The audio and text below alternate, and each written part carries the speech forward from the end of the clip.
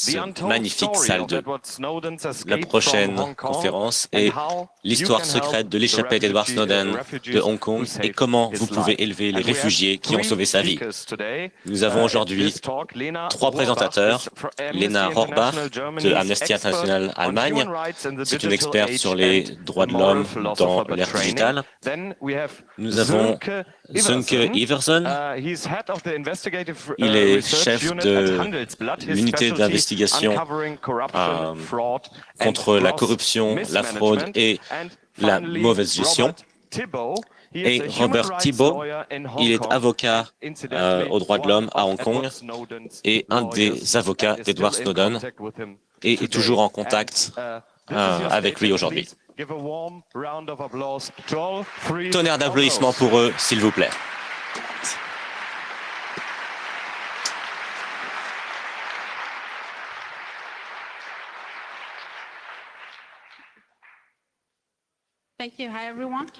Merci, bonjour tout le monde, vous pouvez m'entendre? Alors, comme vous le savez, mon nom est Lena et je travaille pour Amnesty International en Allemagne où je couvre les droits de l'homme dans l'ère digitale. Je vais expliquer ce que ça veut dire. Ça inclut des problèmes comme la liberté d'expression, la liberté d'information en ligne, la vie privée digitale qui est sous attaque à cause des projets de surveillance de masse ou de surveillance ciblée et qui est par contre de plus en plus forte grâce à des outils, notamment de cryptographie, tout en même temps. Et aujourd'hui, je vais vous parler de Edward Snowden. Alors, vous allez d'abord entendre parler de Snowden dans sa situation actuelle en Russie, puis de son échappée de Hong Kong et comment aider les réfugiés qui l'ont aidé. Je suis vraiment très contente de voir toutes les personnes qui sont ici pour cette conférence parce que c'est une histoire qui est importante de parler, que ce soit ma partie ou ce que mes collègues vont présenter plus tard. Et je pense que c'est important de parler de sujets comme ça, de parler de réfugiés, de parler de droit d'asile. On parle souvent des réfugiés comme une espèce de masse anonyme, surtout dans les débats politiques. Mais ce sont aussi des agents du changement pour eux-mêmes et pour la société. Donc parlons d'abord de la situation actuelle d'Edward Snowden. Alors, comme vous le savez, Edward Snowden a partagé en 2013 des documents qui révélaient la surveillance de masse et son étendue choquante. L'unique motivation d'Edward Snowden pour ça était, et je cite, pour informer le public sur ce qui est fait en leur nom et qui est fait contre eux. Mais le gouvernement américain l'a désigné comme un traître en disant qu'il avait sévèrement compromis la sécurité des États-Unis. Donc voici sa situation actuelle.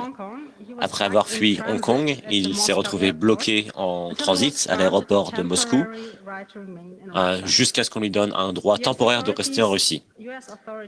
Les autorités américaines ont annulé son passeport, ce qui l'a empêché de voyager vers d'autres pays.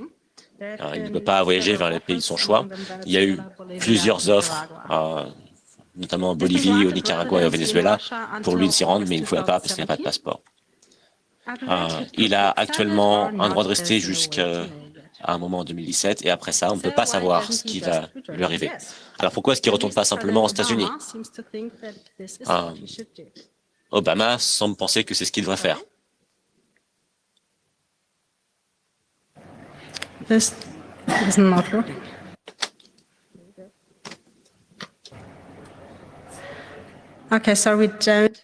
Bon, ça marche pas, on n'a pas d'électricité. Vraiment désolé. Est-ce que quelqu'un peut m'aider avec ça?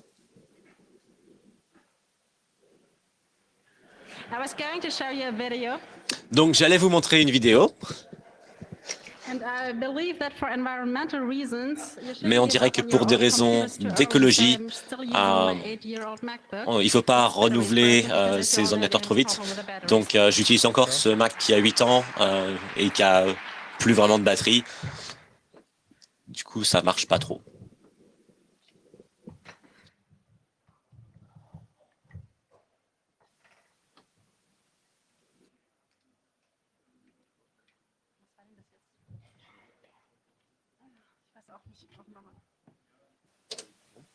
As a short intermission. Alors, petite interlude. Nice, isn't it? C'est agréable, n'est-ce pas? Oh, yeah. Ah oui. Very good. Thanks for giving me such a great cue. Merci de m'avoir offert une telle piste de lancement. Why stop now? Pourquoi vous arrêtez?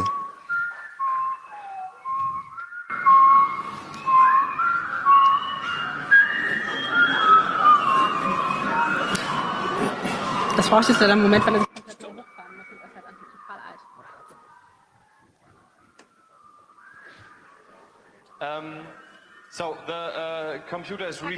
Donc l'ordinateur redémarre. Désolé, mon ordinateur redémarre, comme j'ai dit, c'est un ordinateur assez vieux. Il y a quelque chose que vous pouvez faire pendant que moi j'attends qu'il redémarre, au-delà de chanter, ce qui est vraiment agréable et j'aime beaucoup. Il y a des crayons et des papiers à côté du microphone 6. Vous pouvez les distribuer si vous êtes à proximité, les partager avec ceux autour de vous. Comme ça, les gens auront des crayons et des papiers pour prendre des notes.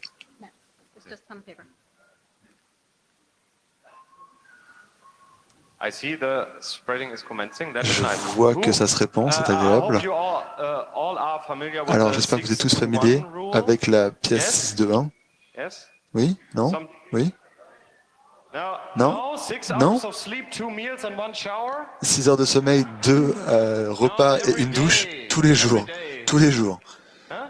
Non? Non, pendant les 3 jours. Qui a suivi cette règle jusqu'à présent? Levez votre main. Et qui n'a pas suivi cette règle ça doit savoir maintenant pourquoi elle ne lève pas la main, n'est-ce pas?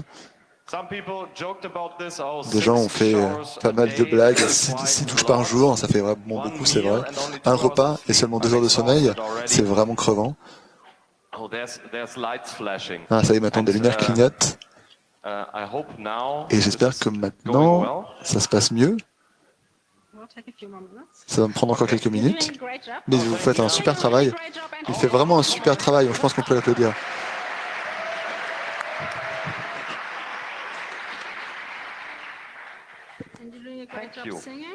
Et tu chantes vraiment super bien.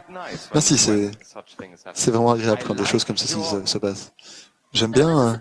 Alors ça, c'est une photo que j'ai prise en Afrique du Sud à un mémorial à propos de l'apartheid et de la lutte contre l'apartheid. J'ai trouvé que c'était une assez jolie photo. L'Afrique du Sud, c'était aussi ma première réflexion quand j'ai vu cette photo.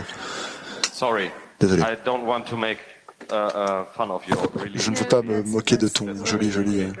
Non, il n'y a pas de problème, tu fais un super travail. Désolé tout le monde. Non, mais c'est pas d'inquiétude, pas de stress. Maintenant, on va bien rester dans l'emploi du temps.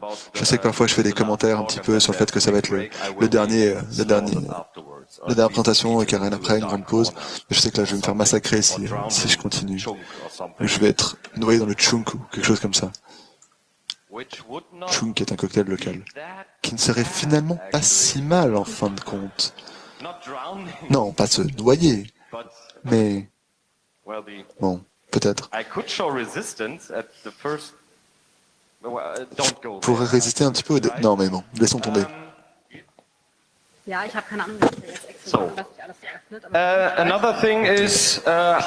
Quelque chose d'autre.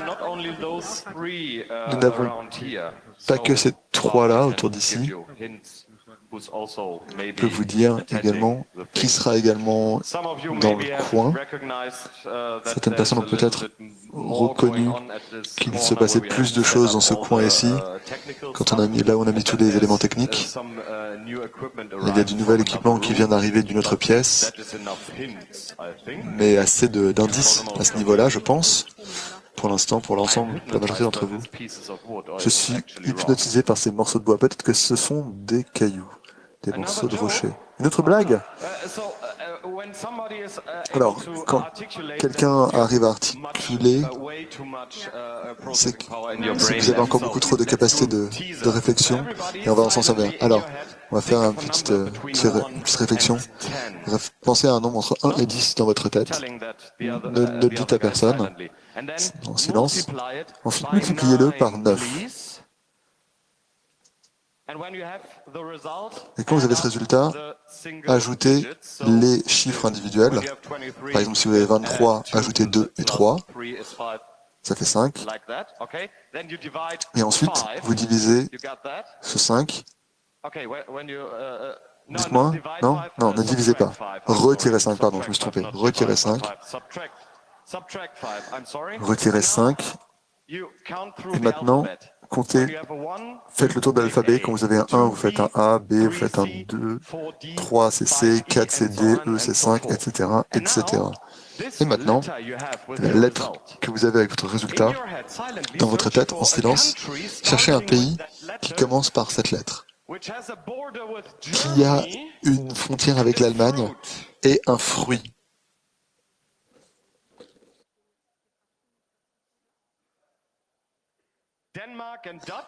Le Danemark et les dates, ou Dutch, donc les Pays-Bas et le fruit du dragon. Non?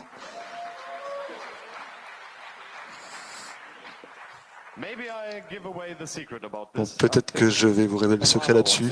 Je crois qu'Obama veut parler. Pas tant qu'il veut parler qu'il veut un peu faire la tête, parce qu'il sait que ce qu'il va dire ne va pas vraiment bien passer auprès de ce public, pour de bonnes raisons. Je suis désolé.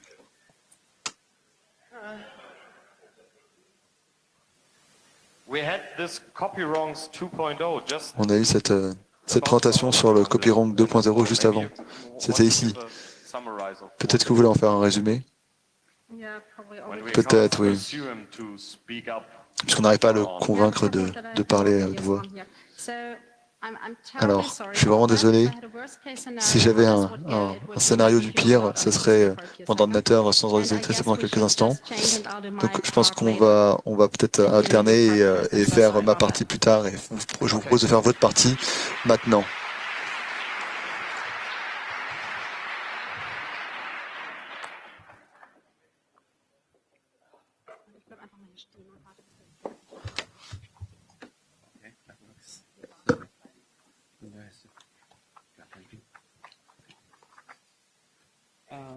Entschuldigung.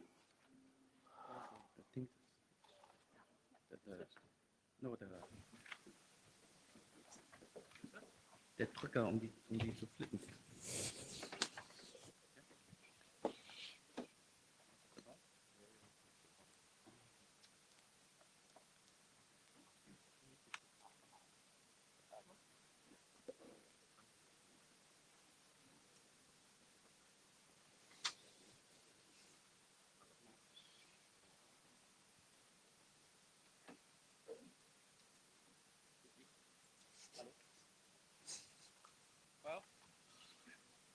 Bien.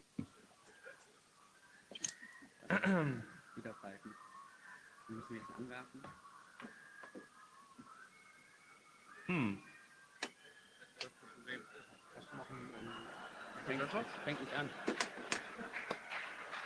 Wenn Sie Klick sagen, drücke ich gerne ein Wort. Okay. D'accord. Bonsoir tout le monde. Merci d'être venu. Mon nom est Sönke Iversen et je suis un journaliste d'investigation à Handelsblatt. Pour ceux qui ne connaissent pas, moi je suis d'ici, je suis né à Hambourg. J'ai passé la majorité de ma vie ici. Et ensuite, après ça, je suis parti visiter le monde. Maintenant, je suis à Handelsblatt, qui est le Financial Times d'Allemagne, le Wall Street Journal. Et depuis 2012, nous avons lancé une unité d'investigation journalistique à Handelsblatt, qui est un peu l'équipe Spotlight. Et donc, on s'intéresse à la fraude, à la mauvaise gestion. Parfois, quand on fait bien notre travail, des gens vont en prison. Il y a environ un an, j'ai découvert l'histoire d'Edward Snowden, une histoire que personne n'avait encore entendue. Et j'ai été surpris. Parce que je pensais, Edward Snowden, toute l'histoire a été racontée, tous les médias du monde entier ont couvert la question, mais en fait, il y avait un gros morceau qui manquait. Et j'aimerais vous raconter aujourd'hui ce morceau. Et également vous parler des gens qui ont sauvé la vie d'Edward Snowden et qui, pendant 3 ans, sont restés complètement silencieux à ce sujet. Beaucoup de gens se sont appropriés le crédit vis-à-vis de l'histoire d'Edward Snowden. Je ne nommerai pas de nom aujourd'hui, mais ceux qui ont effectivement sauvé sa vie quand il est sorti et quand il a raconté au monde entier la surveillance de masse, ces gens-là sont restés silencieux et ils ont de gros ennuis. La majorité d'entre vous, je pense, ont vu ce film, Citizen 4. C'est un très bon film.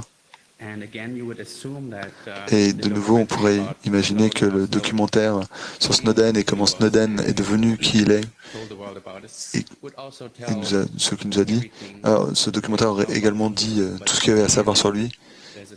Mais de nouveau, il manque une scène, il manque quelque chose d'important dans ce film, il manque 2 semaines en fait.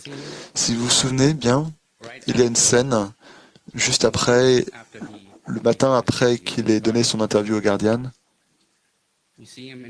On le voit dans sa chambre d'hôtel, la chambre 10-14,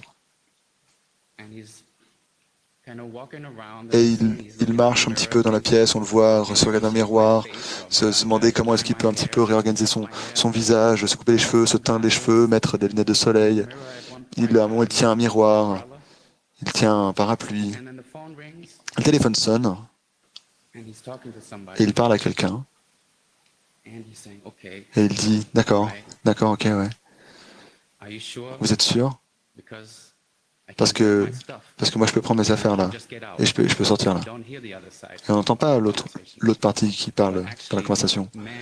Et en fait, la personne, l'homme de l'autre côté de ce téléphone, est ici aujourd'hui. Nous l'entendrons parler dans quelques instants. Et ensuite, on voit Snowden raccrocher, et il est là, il est debout. Il se tient debout. Et je me suis demandé en le voyant, mais pourquoi est-ce qu'il se tient debout comme ça? Cet homme, maintenant, est recherché, la police est après lui, la CIA est après lui, tout le monde le recherche. Mes collègues, des centaines de journalistes à ce moment dans le temps, tout le monde allait à Kowloon, à Hong Kong, pour essayer de trouver Edward Snowden. Et lui, il est là, il est debout. Il ne bouge pas. Et ce qu'on voit après, c'est la porte qui s'ouvre, il quitte l'hôtel, et la scène suivante dans Citizen 4 se passe 2 semaines plus tard. Citizen 4 ne montre pas où Edward Snowden s'est caché à Hong Kong pendant 2 semaines, avant qu'il ne monte dans cet avion Aeroflot pour aller à Moscou, où il réside encore aujourd'hui. Alors comment a-t-il fait ça?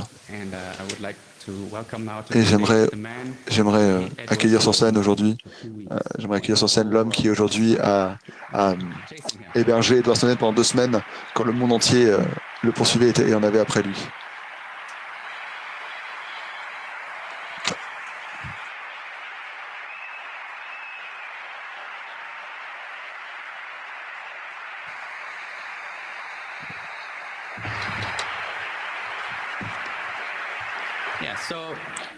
Oui, donc, évidemment, la question la plus facile, c'est où étais-tu ce matin, le 10 juin, quand Snowden a été le plus recherché du monde?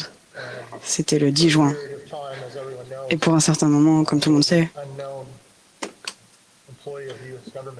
il y avait un employé inconnu qui avait partagé ces informations sur le gouvernement qui espionnait.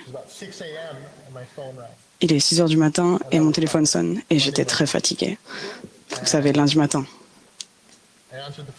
Je réponds au téléphone et de l'autre côté du téléphone, j'ai une demande d'aide.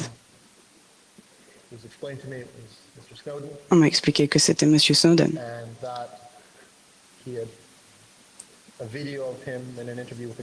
Et qu'il avait une vidéo de lui et une interview avec The Guardian. Alors j'ai sauté de mon lit, j'ai pris une douche, j'ai mis mon costume, pris mon sac, je suis allé dans ma voiture et j'ai conduit jusqu'au Ferry Pier. Je vis sur une île et c'était la façon la plus facile d'aller à Hong Kong. Comme vous pouvez voir ici, il y a un ferry qui peut m'emmener jusqu'à Hong Kong.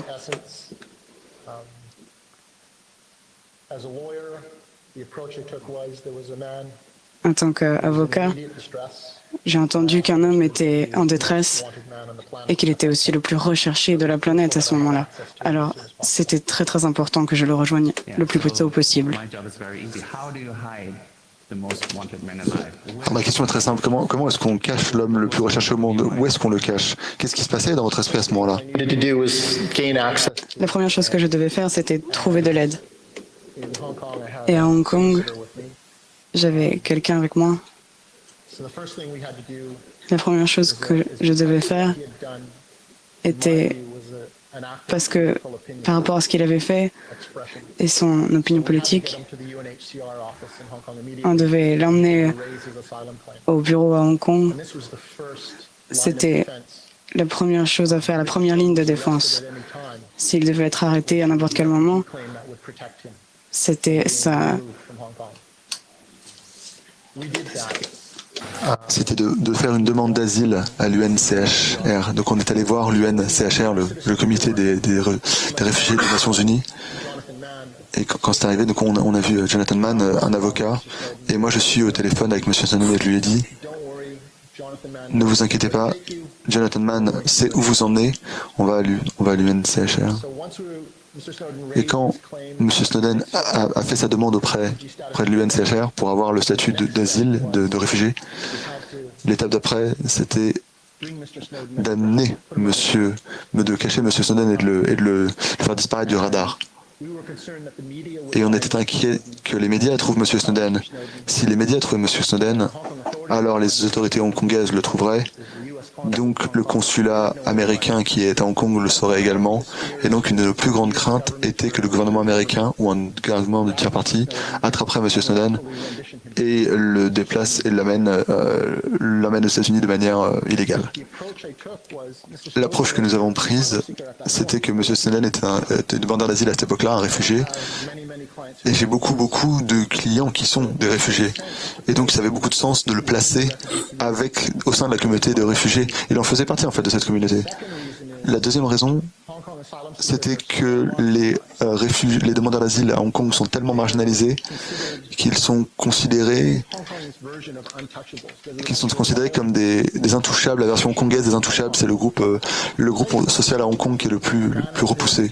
Donc quelqu'un du statut et de l'intelligence de M. Snowden, de son expérience avec le gouvernement américain, le placer au sein de cette communauté à Hong Kong, principalement des gens d'Asie du Sud et d'Asie du Sud-Est, c'était le dernier endroit où on irait chercher. Donc immédiatement après l'UNCHR, nous avons emmené M. Snowden pour être avec une de 3 familles de réfugiés. La deuxième raison cruciale, le deuxième aspect crucial, c'était que je voulais que M. Snowden soit placé au milieu de la ville. Personne ne s'attendrait à ce qu'il soit caché en pleine vue. Et la troisième raison, c'est qu'on voulait que M. Snowden ait accès à des communications sans fil, qu'il puisse craquer et puis rentrer dans n'importe quel modem de la région, de la zone dans laquelle il se trouvait. Donc on l'a placé avec un groupe de demandeurs d'asile, 3 familles, et à travers ce processus, M. Snowden était protégé et on s'est occupé de lui. Alors maintenant, on va introduire les réfugiés, les gens de Hong Kong qui ont protégé M. Snowden. On a des images d'eux. Qui est-ce?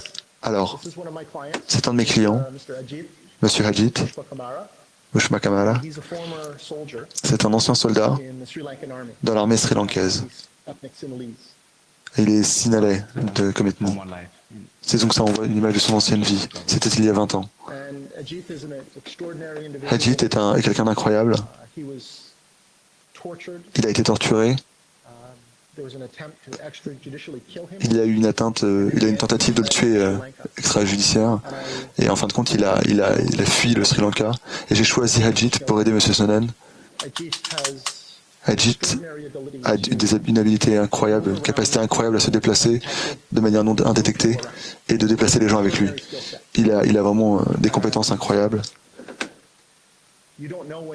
Et on ne sait pas quand il est là, et on ne sait pas quand il n'est pas là. C'est vraiment quelqu'un d'incroyable, c'est un homme incroyable. C'était la personne à qui j'avais confiance pour nous aider à déplacer M. Snowden. Maintenant on sait que pendant que la NSA cherchait M. Snowden, voici l'homme qui le protégeait.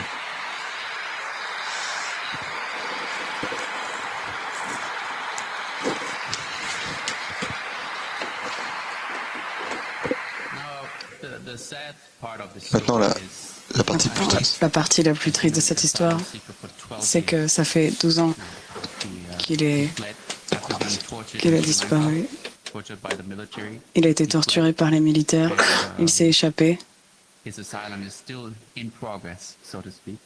Et sa situation est toujours en attente. Nous avons une image ici. Il est dans une cage toute petite, sans fenêtre. Et une chose que je voudrais dire, c'est qu'à Hong Kong, les gens enfermés n'ont pas le droit de travailler. Et si on les voit travailler, ils doivent aller en prison.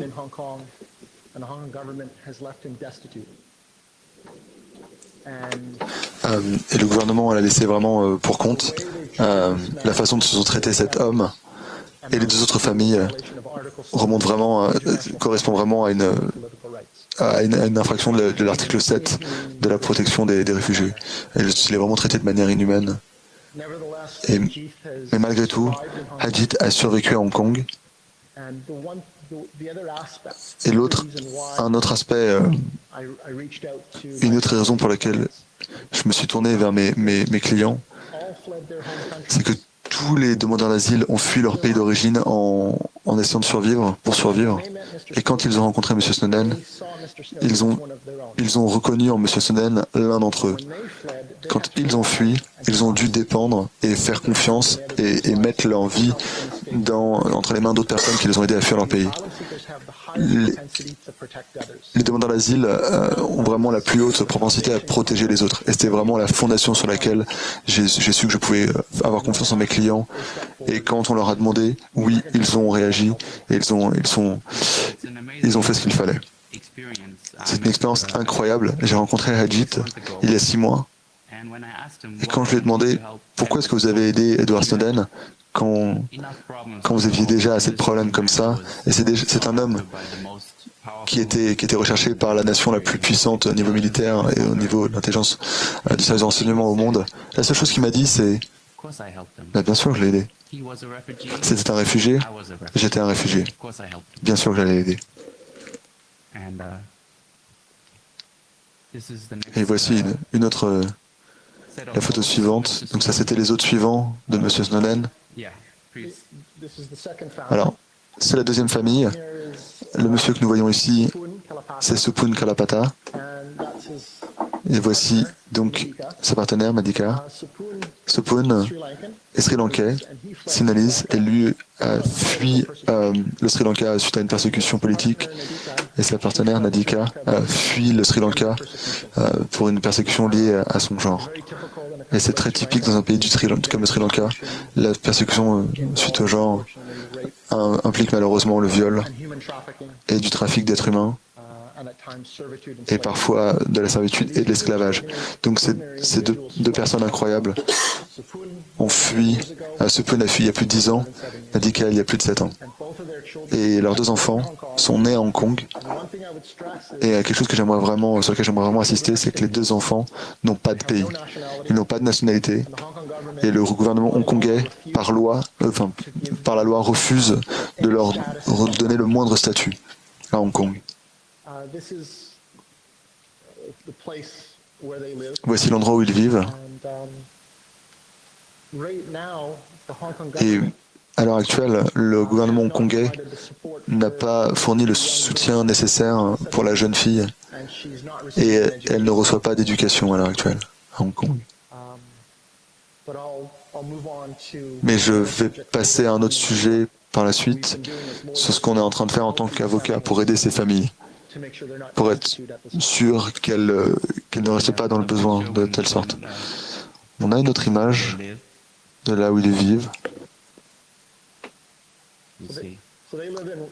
Comme vous pouvez voir, qu'ils vivent dans une partie de Hong Kong qui est une des vraiment les plus pauvres, quelque chose qui fait presque 100 pieds carrés, donc une trentaine de mètres carrés.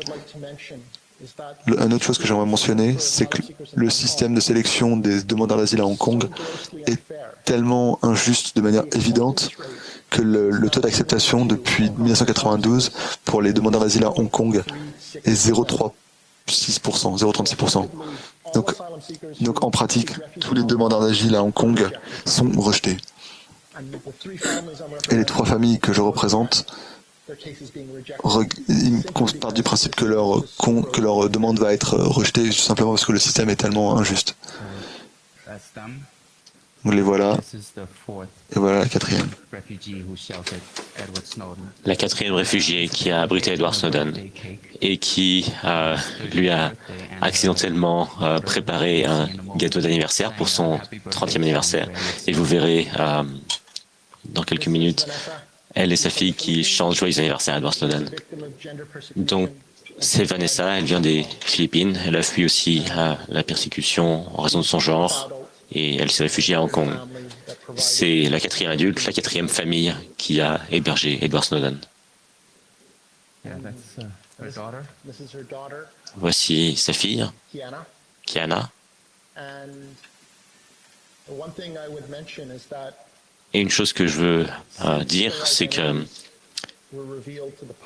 maintenant que leurs identités ont été révélées au public, les autorités hongkongaises ont pris pour cible Vanessa et sa fille et leur ont posé des questions à propos d'Edward Snowden. Et quand elles ont refusé de répondre à ces questions, le gouvernement leur a supprimé toute assistance. Donc elles n'ont aucune assistance pour la nourriture, le loyer, l'éducation pour sa fille. Ils ont supprimé toute assistance uniquement parce qu'elle refusait de répondre à des questions sur M. Snowden. Donc ça, c'est toi et elle. Alors, j'ai rendu visite à ces familles en été, un peu avant que le film sur Edward Snowden sorte. Et peu avant que ce film sorte, on a publié toute l'histoire dans mon journal. Alors, il y a eu des bonnes et des mauvaises choses. On a eu un afflux de support tout autour du monde, de gens qui voulaient aider, qui voulaient donner pour ces familles. Donc voilà, le film. Alors, moi, je n'étais pas préparé pour ça. Généralement, en tant que journaliste, on n'a pas d'appel de gens qui veulent donner de l'argent. Alors ça, c'est aussi cet été. C'était en juillet cette année. J'ai rendu visite à M. Snowden à Moscou, peu de temps avant la sortie du film Snowden. Et c'est à ce moment-là que j'avais discuté avec M. Snowden de la situation des 3 familles, parce qu'elles étaient trahies dans le film Snowden. Et la décision a été prise de protéger ses clients, et on a dit aux clients qu'il valait mieux les protéger. Et pour ceci, le mieux était de les présenter au public avant la sortie du film. Ainsi, le public aurait une meilleure compréhension de qui ils étaient et de ce qu'ils avaient fait pour M. Snowden. Le but était de s'assurer que le public comprenne qui ils étaient en tant qu'être humain. Et M. Snowden supportait pleinement cette idée. Il était extrêmement inquiet pour mes clients et les a aussi aidés financièrement. Alors, ce qu'on a fait, c'est qu'on a mis en place une campagne de crowdfunding sur GoFundMe. Donc vous avez ici le site, c'est le site web pour collecter. Ce qu'il faut voir, c'est pourquoi est-ce qu'on a écrit cet article. Déjà, c'est parce que c'était une histoire qui n'avait pas été dite. Pendant 3 ans, Edward Snowden est resté silencieux, parce que c'était ce sur quoi ils étaient mis d'accord entre Edward Snowden et ses réfugiés. Et ensuite, le film sort. Et si vous voyez ce film, le film Snowden, c'est un film intéressant. Mais les gens qui ont réellement sauvé sa vie ont à peu près 60 secondes à l'écran. Si vous voyez ce film, c'est juste une masse de gens et on ne les voit pas après. Donc nous, on voulait raconter l'histoire complète. Et Snowden lui-même était surpris.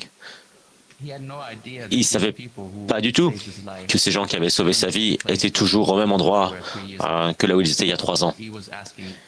Il demandait, mais pourquoi c'est encore des réfugiés? Et c'est une bonne question. Et bien sûr, la réponse c'est parce que le gouvernement de Hong Kong n'allait pas les laisser partir, n'allait pas non plus les laisser rester, n'allait pas les laisser travailler, et que donc ils restaient et ils restent dans cet état misérable. Et donc, ce site web sur GoFundMe a été mis en place parce que énormément de gens voulaient aider. Vous pouvez voir quelque part sur le site, il y a 7 ou 8 000 personnes qui ont donné.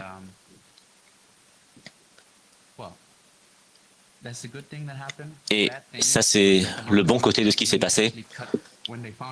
Le mauvais côté, c'est que quand le gouvernement de Hong Kong s'en est rendu compte, ils ont fermé l'accès de ces familles à cet argent. Et c'est à peu près la seule chose qu'ils ont, des dons. Donc maintenant, il y a un nouvel espoir, il y a un deuxième site web. Donc ça, c'est le deuxième sur Fundraiser. Et maintenant, on va parler de ces avocats qui font en sorte de les mettre dans une meilleure situation. Alors, le but est d'acquérir des ressources financières et les distribuer à ces 3 familles à Hong Kong afin de répondre à leurs besoins. C'est pour leur fournir la sécurité et l'assurance dont ils ont besoin maintenant dans leur vie. Ces 3 avocats sont de Montréal, au Québec. C'est 3 avocats que je connais à Montréal. Et ils ont mis en place cette campagne sur Fundraiser. Et ils travaillent aussi pour communiquer avec le gouvernement canadien pour supporter, pour demander que le Canada accueille ces 3 familles. C'est 7 personnes. C'est pas une grosse demande, c'est pas un gros effort pour le gouvernement canadien de les accueillir. Cette campagne sur Fundraiser a récemment dépassé les montants. Et donc ça, c'est une campagne, c'est le deuxième canal. C'est une campagne qui est essentiellement centrée sur le Canada, mais qui a pour but quand même de permettre à ces gens à Hong Kong de vivre, mais qui a aussi cette vue que le gouvernement canadien devrait travailler et faire quelque chose pour accueillir ces gens. Pas forcément pour établir un précédent, mais juste pour ces 7 personnes qui en ont vraiment besoin. Alors, dans les difficultés qu'on rencontre, il y a des gens qui ne veulent pas donner parce qu'ils ont peur que le gouvernement américain pourrait voir qu'ils ont fait des dons à ces 3 familles. Ces 3 familles sont innocentes, elles n'ont rien fait de mal. Elles ont aidé M. Snowden. Quand elles l'ont fait de bonne foi et ils n'ont violé aucune loi. Une chose que je veux dire et sur laquelle je veux insister, c'est que quand M. Snowden était à Hong Kong, il n'y a pas eu un seul instant pendant lequel il était un fugitif légalement. Le gouvernement américain n'a jamais envoyé de requête légale, effective, demandant son extradition. Donc ces gens ont besoin de support, de plus de support, ils ont besoin d'un support public et ils ont besoin d'un support financier pour pouvoir le faire. Et je vais demander à tous les gens ici, et je vais vous demander de communiquer et de parler à tous les gens que vous connaissez. S'il vous plaît, d'aider ces gens. Même les plus petites donations, chaque dollar, chaque euro, tout compte.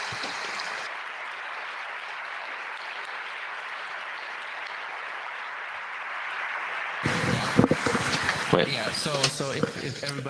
Donc si tout le monde ici donne un petit peu maintenant, Bon, vous avez vos téléphones, vous avez Twitter et Facebook sur vos téléphones.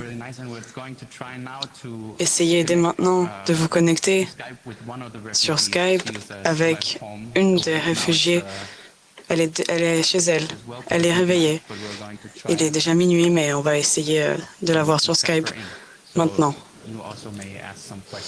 Donc vous allez aussi pouvoir poser des questions sur Twitter. En espérant que ça marche. Ce sera ma cliente Vanessa des Philippines.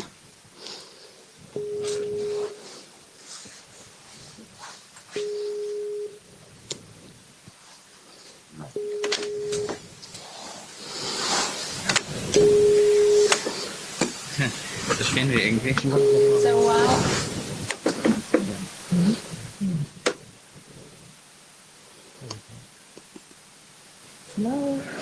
Non? That's not her. C'est pas elle. We don't know who that is. On ne sait pas qui c'est ici. On va essayer encore une fois.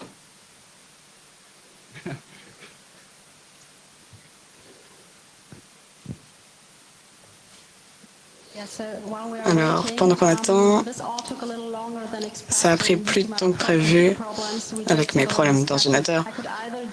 Donc, je pourrais soit faire ma partie avec la situation, comment aider sur tout ça. J'aurais aimé que ça vous plaise et que ce soit intéressant, mais avec le peu de temps qu'on a, je pense que c'est plus important qu'on entende leur partie.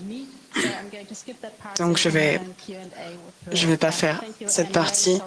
Merci quand même et on va faire des questions et réponses à la place. Et je suis désolée.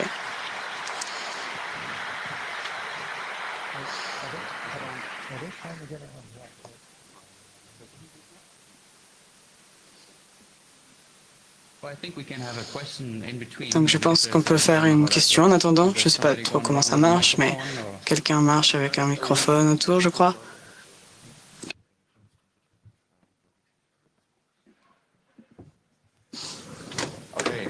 Ok, donc on a essayé encore une fois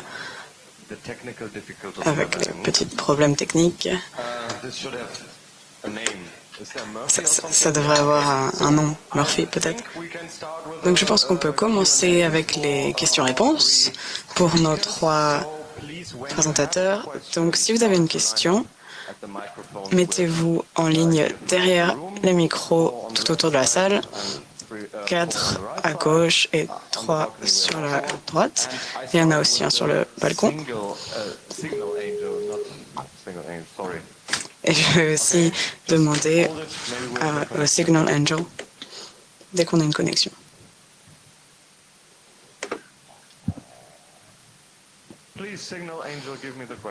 Donnez-moi les questions. Alors, merci. Alors, on a quelques discussions sur IRC à propos des plateformes de fonds participatifs. Et ils récupèrent 20% de ce qu'ils ont. Pourquoi choisir cette plateforme ?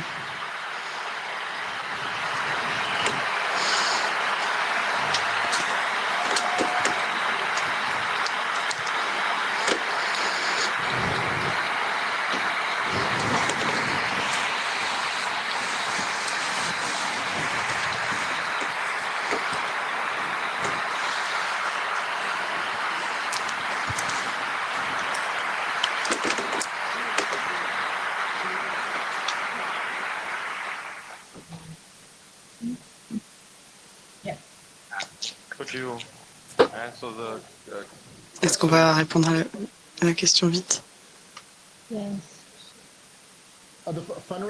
Ah, alors GoFundMe ou Fundraiser? Il y a pas vraiment beaucoup d'options pour nous. La seule chose que je dois dire, c'est que le seul groupe qui récupère l'argent, c'est la plateforme ou PayPal et les banques. Mais pour ceux qui gèrent ça et les NGO à Montréal et moi-même à Hong Kong, 100% de l'argent que nous recevons est donné aux clients. Nous, on ne prend pas d'argent pour les frais légaux, pour les frais administratifs, et nous-mêmes, on paye nous-mêmes pour les frais de la banque. Donc, quelqu'un demande si on peut mettre des bitcoins. Ce qu'on peut voir, c'est que tout le monde n'est pas dans les droits de l'homme. Donc si on veut parler de ça, peut-être après, ce serait mieux.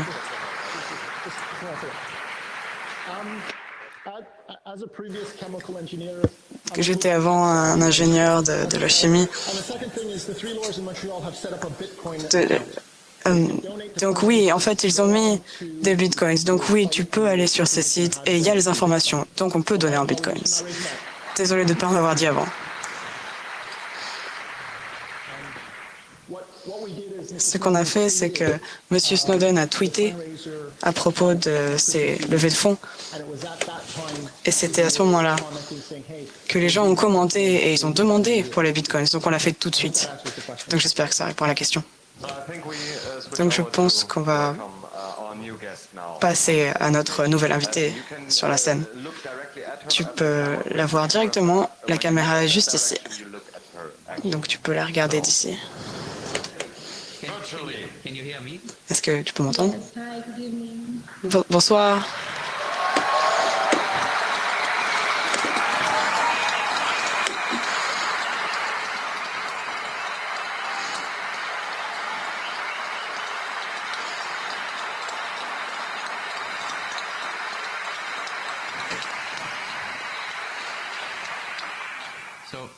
Alors, tu vois que tu as beaucoup de fans ici à Hambourg. Ah, merci.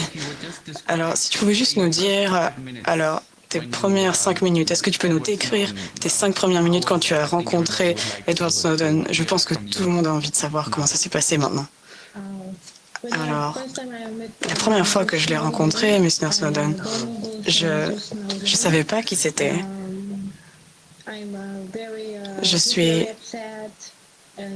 Il avait l'air très énervé. Il avait besoin d'aide. Alors, il est resté chez moi. Alors, il est venu à ma porte.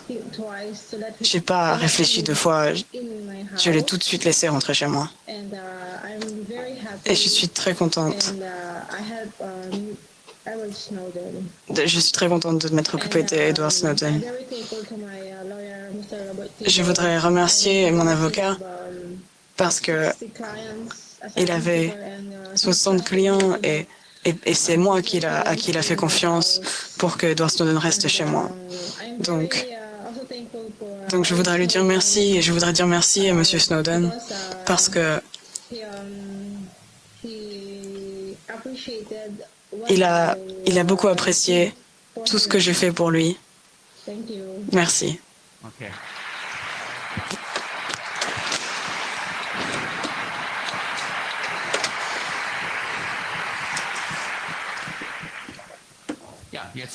Oui.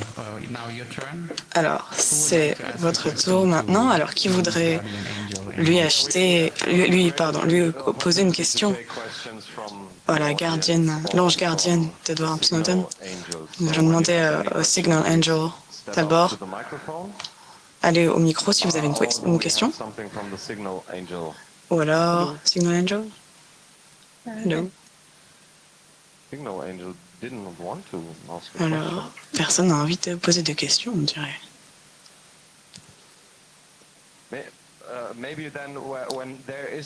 Peut-être. Alors, peut-être que personne n'a le courage d'en poser. Mais je voudrais vous demander, moi, une question. Alors, comment est votre situation maintenant? Quand vous regardez comment c'était Edward Snowden, quelle était votre expérience?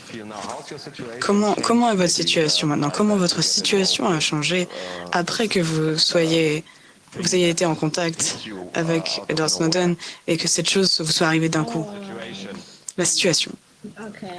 Alors, ma situation maintenant. Alors, j'ai un appartement à Hong Kong plutôt classique. Mes assistants à Hong Kong. ISS already stopped my assistance, so I don't have any assistance right now. Donc, je n'ai plus d'assistants en fait maintenant. J'en ai plus. Mais j'ai des donations encore. Le gouvernement de Hong Kong a ouvert un cas sur moi le mois dernier. Et maintenant c'est activé et je sais qu'il va rejeter mon cas. Je suis très inquiète. J'ai peur qu'il me renvoie aux Philippines. Et ce serait pas bien pour moi. J'ai vraiment pas envie d'aller retourner aux Philippines. Alors je suis très inquiète. Je suis très déçue. Parce que le gouvernement de Hong Kong, ils savent ma situation, mais ils la comprennent pas. Ils ne comprennent pas la situation de ma famille. Alors je suis très inquiète aujourd'hui. Merci. Merci. Alors je crois qu'on a une question ici sur le micro 7. Alors allez-y. Bonjour. Alors je me demandais qu'est-ce qu'ils ont fait quand vous avez commencé à vous en occuper et quand est-ce que vous avez réalisé à quel point c'était grave.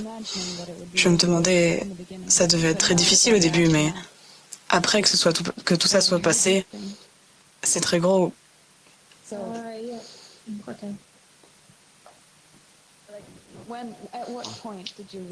Quand est-ce que vous avez réalisé à quel point c'était important? J'ai réalisé ça à un moment. Maintenant, le gouvernement de Hong Kong, ils veulent, spécialement à mon avocat,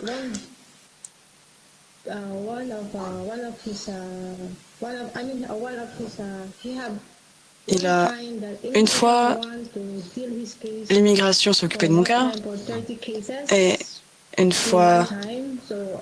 seule fois, alors mon cas et celui de 2 autres familles sont importants, alors c'était vraiment difficile pour mes avocats. Et surtout, ils m'ont envoyé aux Philippines. Ils vont m'envoyer aux Philippines. Alors, je sais toujours pas maintenant. J'ai toujours pas d'assistance et j'ai pas d'assistance du gouvernement. Donc c'est vraiment dur pour moi. Ça fait très peur pour moi que le gouvernement ne veut pas que j'ai mes donations. C'est vraiment difficile pour moi.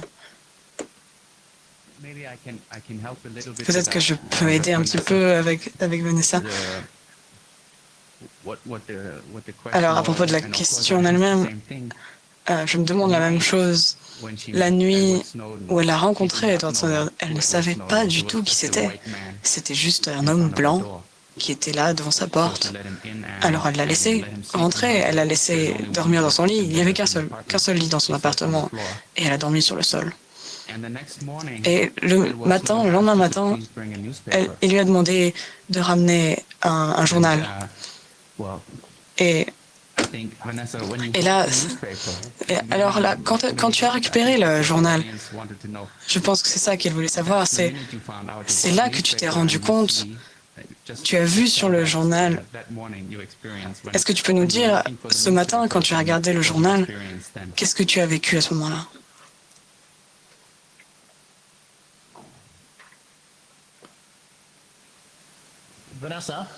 Vanessa? Quand était la première fois que tu t'es rendu compte à quel point le cas de Snowden était important? Quand est-ce que tu t'en es rendu compte? Je me suis rendu compte quand le lendemain matin, quand j'ai vu le journal. Voilà. Et c'était en juin 2013, n'est-ce pas? Oui, c'est ça. Et qu'est-ce qui s'est passé à ce moment-là? En juin 2013, quand Edward Snowden est resté à ma maison, il m'a dit, le lendemain matin, il m'a dit qu'il avait besoin d'un journal. Donc je l'ai acheté. Il était en anglais.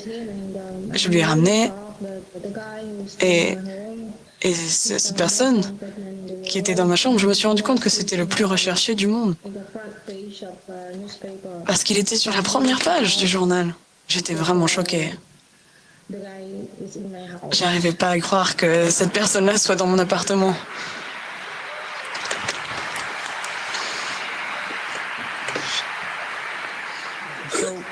Alors, qu'est-ce que tu as fait après ça? Qu'est-ce que vous avez fait après ça? Qu'est-ce que vous avez pensé? Je pensais que... Je me suis dit que je devais faire très attention. Et mon avocat m'a dit que je ne devais pas en parler à qui que ce soit. C'était la première règle. Et ne laisse personne d'autre rentrer chez toi. Alors, je devais faire très attention. Parce que Edward Snowden était chez moi. Alors, je devais laisser personne d'autre chez moi. Et je devais le dire à personne que Edward Snowden était chez moi. Est-ce que vous voulez toujours l'aider à ce moment-là? Oui, je voulais toujours l'aider, bien sûr. Parce que il n'avait pas d'autre endroit où aller. Il avait vraiment besoin de mon aide. Et je pense que je pouvais le faire pour lui.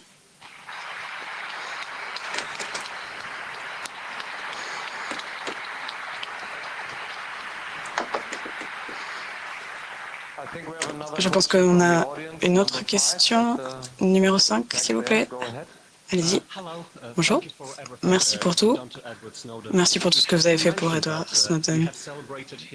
Vous avez dit que vous étiez là pour son anniversaire avec votre famille. Et on a parlé d'un gâteau d'anniversaire. Alors ça m'intéresse. Qu'est-ce qui s'est passé? Alors oui, j'ai reçu un appel. Et c'est pour ça que j'ai récupéré un gâteau. Et je ne savais pas que c'était son gâteau. Alors je ne savais pas pourquoi je devais prendre un gâteau. Alors on m'a dit que c'était son anniversaire. Alors j'ai ramené le gâteau chez moi. Et alors apparemment aujourd'hui c'est votre anniversaire. Et il a dit oui. Alors moi et ma fille, on a chanté une chanson pour lui. Et on a soufflé les bougies. Et je lui ai dit, oh, désolé. C'est son anniversaire, mais on ne peut pas prendre de photos. Ah, désolé, on ne peut pas prendre de photos, même si c'est son anniversaire, désolé. On a une autre photo du Signal Angel. Alors, une question à Vanessa. Oui. Alors, vous deviez avoir très peur pour votre propre famille après tout ça. Est-ce que vous le feriez encore si vous aviez l'occasion? Oui, oui.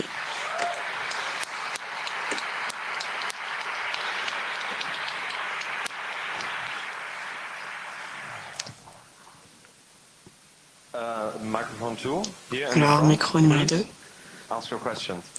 Posez votre question.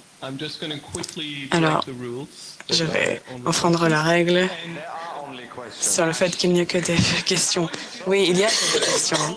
Je voudrais dire merci de lui avoir donné une maison, mais aussi pour être ici aujourd'hui et montrer un visage derrière toutes ces histoires.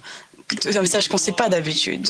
On voit toujours les premières parties de l'histoire et c'est vraiment bien parce que Edward Snowden est très important, mais toutes les autres parties de l'histoire et c'est vraiment bien que vous soyez là aujourd'hui pour nous.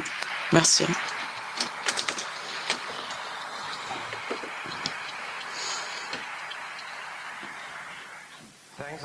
Merci, je comprends, mais s'il vous plaît, que des questions.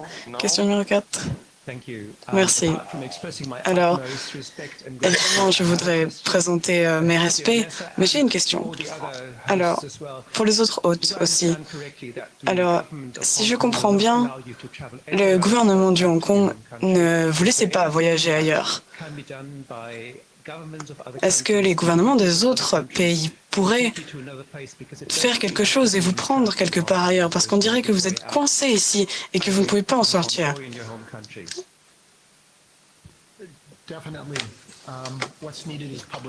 Absolument.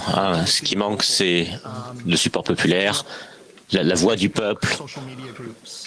Allez sur Facebook, allez sur les réseaux sociaux, créez des groupes, communiquez avec vos gouvernements locaux. Il n'y a aucune raison pour laquelle, par exemple, le gouvernement canadien, le gouvernement allemand ne pourrait pas prendre une décision politique pour 7 personnes. 7 personnes. Il y a des millions de demandeurs d'asile dans le monde. Et d'offrir à ces 7 personnes l'asile, c'est tout ce qui est nécessaire. Parce qu'ils sont dans les limbes à Hong Kong. À l'heure actuelle, le fait est qu'il y a 0 chance. Imaginez le stress pour les Sri Lankais. S'ils retournent au Sri Lanka, ils seront arrêtés à l'aéroport à cause de la loi de prévention du terrorisme. Ils seront emprisonnés. C'est certain que certains d'entre eux seront torturés. Ajit, le soldat, est passible de peine de mort. Pour Vanessa, qui vient des Philippines, Duterte, le président philippin, a fait assassiner de façon extrajudiciaire des milliers de personnes dans les 6 derniers mois.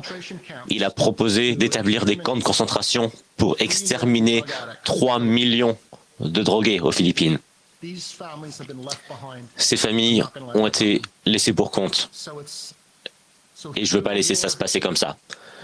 Alors, par le fait que vous savez ce qui se passe, par le fait que vous communiquez sur ce qui se passe, que vous en parlez, c'est vraiment ça qui peut créer le support, qui pourra mettre la pression sur les gouvernements pour les forcer à accepter d'aider ces personnes. Je fais la question.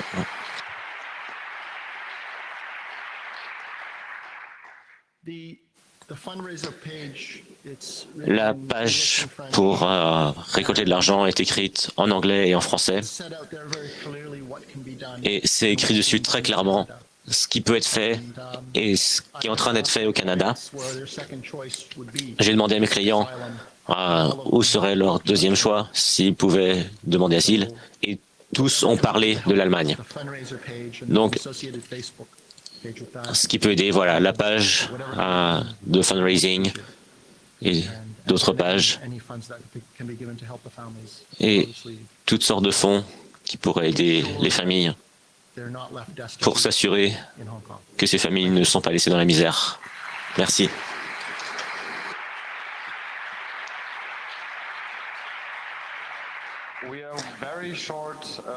Nous n'avons plus de temps, mais on va peut-être garder 2 minutes de plus. Je vais prendre cette question, ça fait longtemps qu'il attend. Microphone 1. Alors, je voudrais savoir de la part de Vanessa, quelle aide elle voudrait en fait. Qu'est-ce que vous voudriez que le monde fasse pour vous?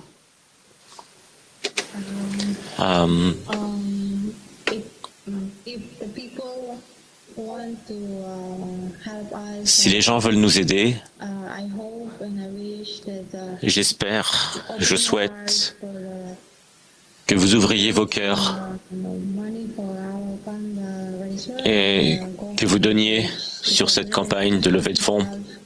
Ce serait vraiment une aide incroyable pour nous.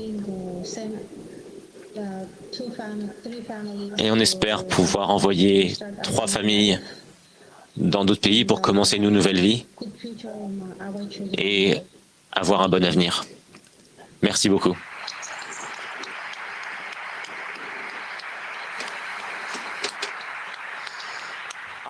Je suis vraiment désolée.